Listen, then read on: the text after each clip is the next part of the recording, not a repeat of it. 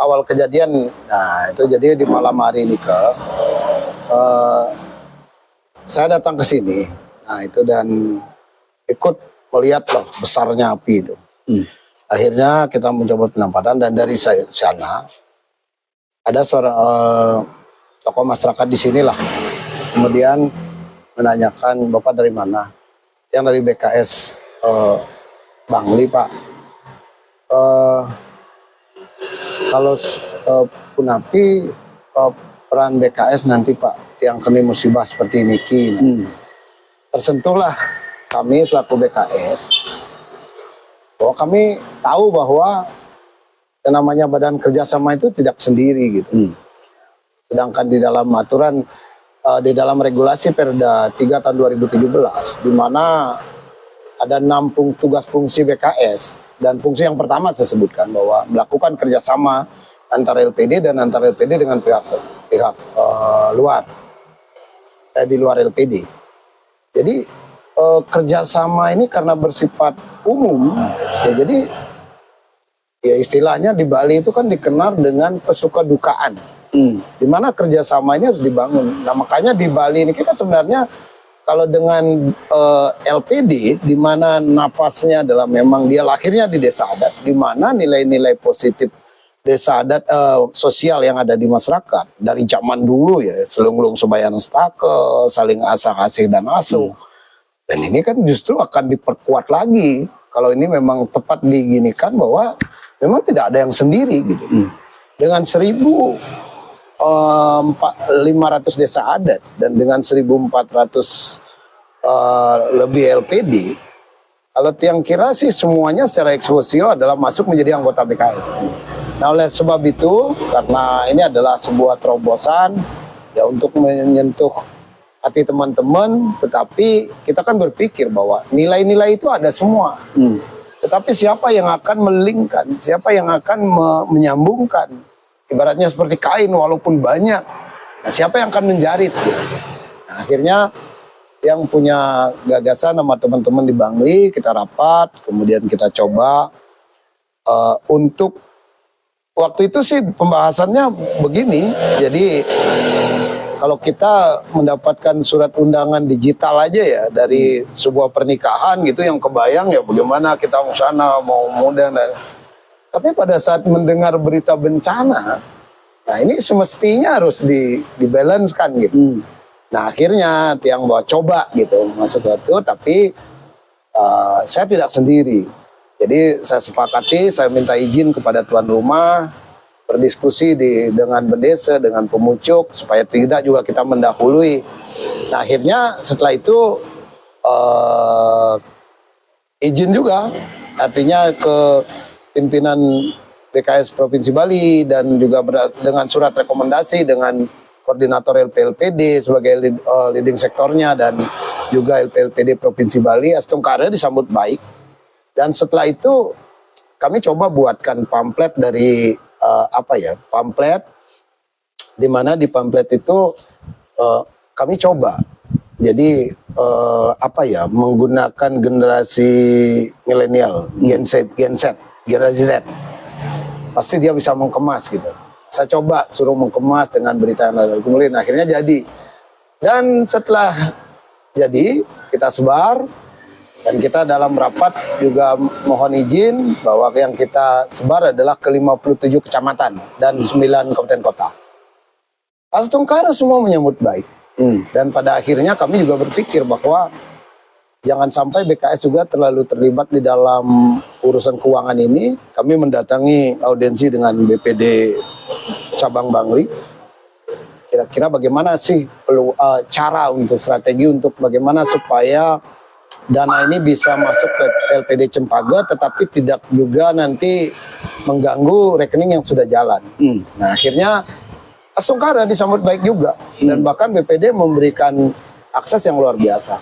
Dan dibuatkan rekening baru untuk ini dan akhirnya jalan dengan baik. Makanya teman-teman semuanya tidak ada saling mengetahui siapa yang nyumbang berapa. Itu yang saya paling suka. Itu rahasia Pak ya? Iya, bukan rahasia. Secara gini kan sebenarnya itu kan di rekening koran pasti ada. Tetapi kan tidak, kita bukan kompetisi. Tetapi adalah bagaimana simpati gitu.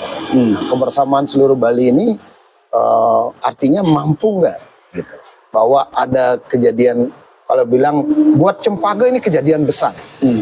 Tetapi kalau buat tiang di BKS karena sudah pernah mengalami bagaimana bencana alam Gunung Agung dan bagaimana juga COVID, yang kira kalau ini pasti, nah Astung Carlo hari ini sedikit tidaknya bahwa masyarakat Kramo Cempaka menyambut dengan baik, terbukti bahwa sekarang lebih semangat, dan mudah-mudahan karena kita tidak akan pernah lepas daripada cobaan dan ujian, dan mudah-mudahan bisa melewati ini dan Astung Carlo Cempaka bisa menjadi motor penggerak penguatan ekonomi adat Bali.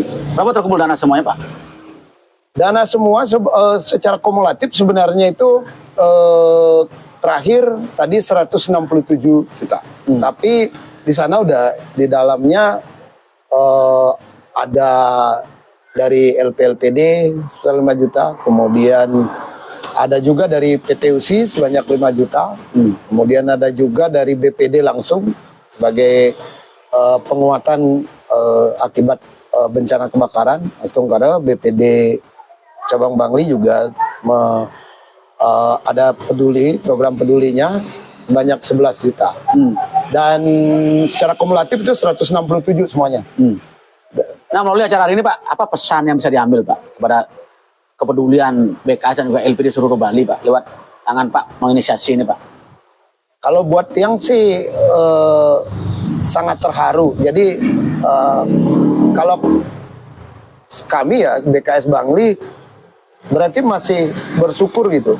Yang kemarin kita belum pernah ada, artinya belum pernah melakukan gerakan seperti ini. Kalau Karangasem udah, ternyata terharunya masih banyak kok orang-orang yang memang masih bisa berpikir ikhlas gitu, masih bisa berpikir ikhlas. Karena untuk menjadi ikhlas itu sebenarnya adalah pekerjaan yang pengolah pikiran yang cukup, mental yang cukup berat. Karena ikhlas itu adalah dasar dari semuanya. Dan saya kira kalau ikhlas itu sudah dilakukan, sehingga yang ada adalah penyadaran bagi penerima maupun bagi pemberi. Kita tidak akan berkonfrontasi urusan ini nanti jadi apa, karena intinya alam semesta tidak pernah tidur. Program ini akan terus berlanjut, Pak? Mungkin ke depan LPDB yang kecil-kecil lebih dibantu nih, Pak, lewat donasi-donasi seperti ini, boleh nggak itu, Pak? Nah, kalau buat kami ya di BKS Bangli, sebenarnya kan yang namanya bencana sosial itu kan tidak itu kan banyak sekali yang bisa dilakukan. Tetapi masalahnya kan kami organisasi, jadi ada aturan main yang harus dibuat dulu. Mungkin karena setiap tahunnya ada rapat kerja daerah. Nah, di sana biasanya direncanakan program-program yang berskala jangka pendek setahun sekali. Dan nanti dalam waktu dekat ini juga akan ada musda LPD 5 tahun sekali. Nah, di sana biasanya yang lebih fundamental lagi, kalau memang gerakan-gerakan ini apa yang dirasa udah cukup bagus, cukup positif, itu bisa didorong nanti di dalam regulasi organisasi yang namanya anggaran dasar, anggaran rumah tangga. Karena memang peluang untuk merevisi dan mengupdate sesuai dengan kebutuhan yang terkini, yaitu memang di musda. Dan untuk terjemahan daripada untuk penyelesaian program-program jangka pendeknya per tahunnya itu di Rakerda. Pak, semua itu dan siap. Melalui acara hari ini, Pak, apa harapan Pak kepada LPD seluruh Bali, kepada pemerintah, Pak, dengan adanya pergerakan sosial seperti ini, Pak?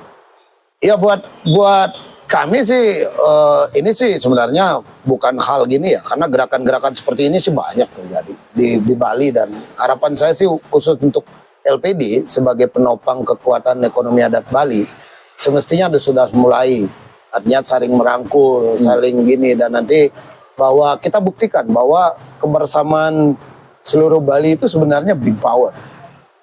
Karena kita kan sebuah one island, one management seperti yang disampaikan oleh pemerintah. Itu bagus. Cuman masalahnya sekarang kan bagaimana akan mewujudkan itu.